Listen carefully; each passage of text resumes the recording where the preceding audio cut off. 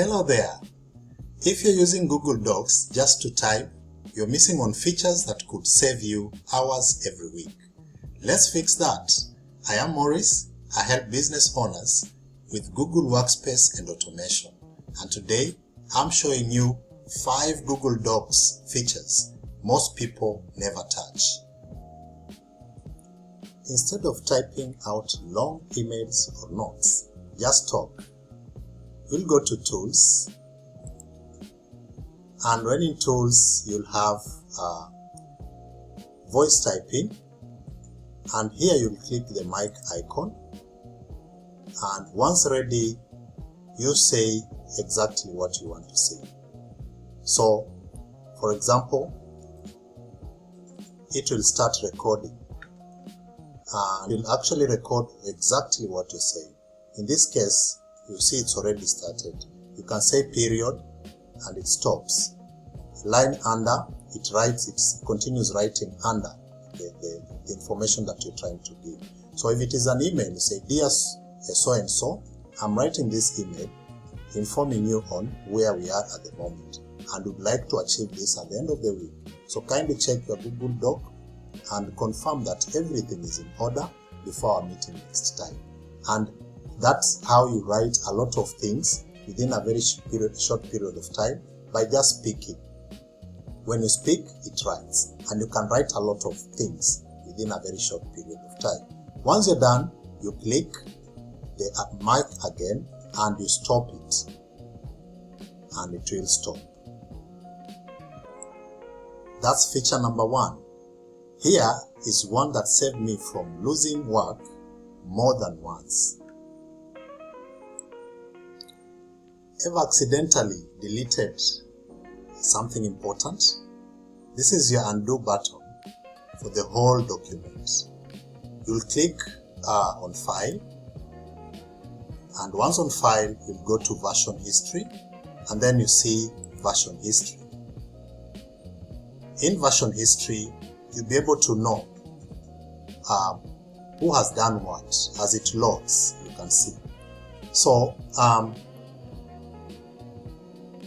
when you go to Version History, it shows you who is in this document first, and when what was done. For example, the people in the document, you can see from the right side, we have Maurice and Stella. So, anybody who may have done anything here, you can easily know who did it by highlighting. So you highlight that, and then you'll go in here, and it will show this orange color, and you can see clearly it indicates that Maurice was here, and even the date. It indicates the date on the side. Today is 28, and Maurice was here, and this is what he did at this particular time. And if you want to confirm any other thing that was done by somebody else, you could scroll, and if you could still click here on the document on the dates, and if you click here, for example, September 11th, you'll be able to see September 11th. You get in there and you can see who was there. You can see who was there. Then you come here, you can see on that particular date, Maurice did this. He was able to do this on this date. And my color, the one that is branding me, is the one that will show. So basically, I've been in this document longer than Stella, and I've been the one who is making the changes. But if you look at the title here, whoever came up with the title, you can see it is Stella who wrote the title. So here you are able to see who did what and when did he do it. So if you want to undo everything that was done, you want to go back to the version that was there before, you just restore the version and you say restore it. So you'll have undone the mistakes that were done initially. You'll have done the mistake and done that, whichever that was undone or done initially. So you see, when you have undone everything, it goes back. Whatever we were typing earlier using the voice typing feature is undone. So I remain with the document that was there initially, and that is our second feature, the version history. That is our second feature, the version history.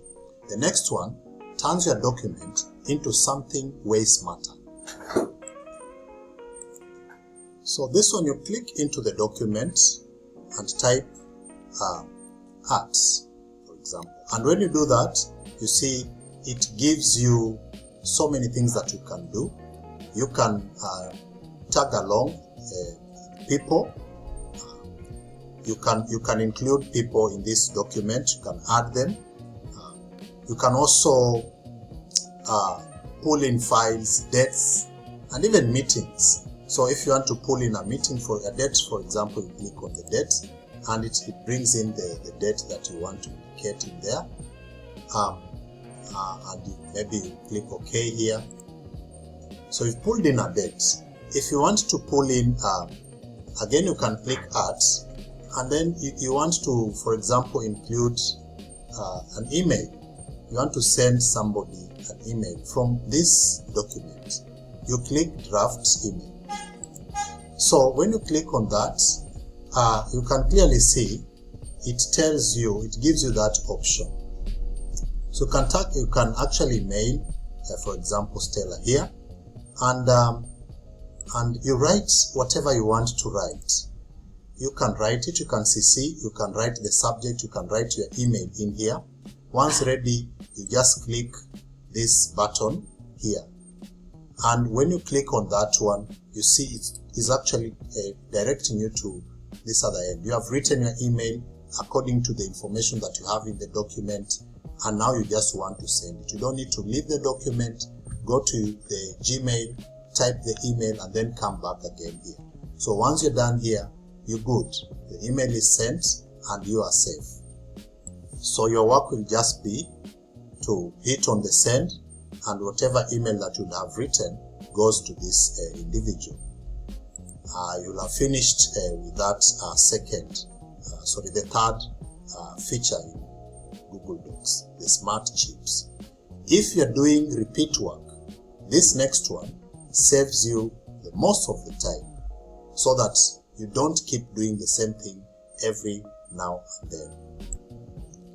So if you send the same type of document over and over, for example, proposals, intake forms, reports, build it once as a template.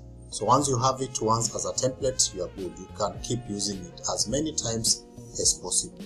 So you will go to File and then New, and then you go for the option of From a Template. So you have a variety number of templates here, and you can choose any that you want. For example, if there is something that you are trying to do and it is a project brief, you can click on that one and then you insert it, and once you have it, you can create this. You can have it, create it, so that when you have this and you want to reuse it as many times as possible, you don't need to create it again. You just come back and change whatever that you need to change. It's actually a huge time saver if you're doing repeat client work like I am. The last one is perfect for collaboration with clients or a team. This lets you edit without changing the original. Perfect for client reviews and helps a lot when it comes to something that you're not sure and you want to refer to somebody to make a suggestion, especially a client. So you go to this icon here and it is called Suggesting. It is a suggesting mode. So the pencil icon that you see here, editing mode, you go to Suggesting icon, and in this case you can type whatever that you want to type. It lets you edit without changing the original. So it is a perfect one for client's review. So for example, I would want to change this to something else, and I'm going to type whatever that I want to type. You can see it gives me an indicator that something is being written in a different color, and it has been wrapped in a message. So for example, if you wanted to change the name of the project that you're doing to something else, in this case, if I'm working on MS Virtual Assistant and I need to change the name, so I am suggesting a name so that it can be reviewed, and if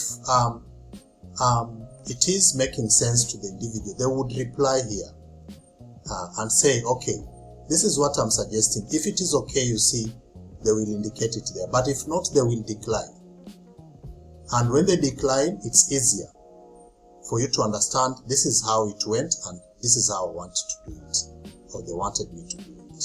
So that is a very important also feature in Google Docs, where the client can review the changes that you made, and you can reply with an okay. You can see it brings something here where you can say okay, reply or add. You can say okay or deny. So that's 5 features: voice typing, version history, smart chips, templates, and suggesting mode. Which one are you trying first? Drop it in the comments, and if this was helpful, subscribe. I'm posting daily tips on Google Workspace and automation to save you time every week. See you in the next one.